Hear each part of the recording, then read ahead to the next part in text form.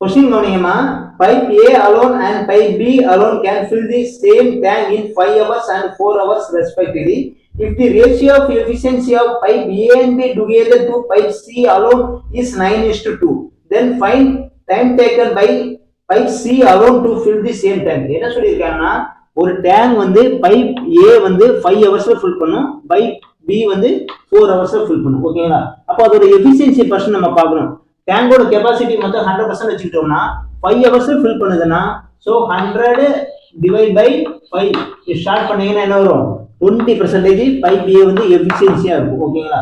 அடுத்தது pipe B பாருங்க, 4 ஹவர்ஸ்ல fill பண்ணுதுன்னா 100 4 டிவைட் பண்ணோம்னா 25% 1 ஹவருக்கு ஃபில் பண்ணும். ஓகேங்களா? இப்போ பைப் ஏயும் பைப் பியும் சேர்த்து எஃபிஷியன்சி, அப்போ இது ஒரு 20 இது ஒரு 25, மொத்தம் எவ்வளோ ஆச்சு? 45%. ஓகேங்களா? இதுவும் பைப் சியோட எஃபிஷியன்சி என்ன இருக்குன்னா 9:2 ரேஷியோல இருக்கு. ஓகேங்களா? அப்போ இந்த 9 பார்ட் தான் இந்த 45%. ஸோ 9 பார்ட்டுக்கு 45%னா 2 பார்ட்டுக்கு எவ்வளவு பார்க்கும். ஓகேங்களா? ஸோ 19 சார், இங்கே 59 சார். ஸோ 52 சார் எவ்வளவு? 10. ஸோ பைப் சியோட எஃபிஷியன்சி வந்து 10% இருக்கும். ஓகேங்களா?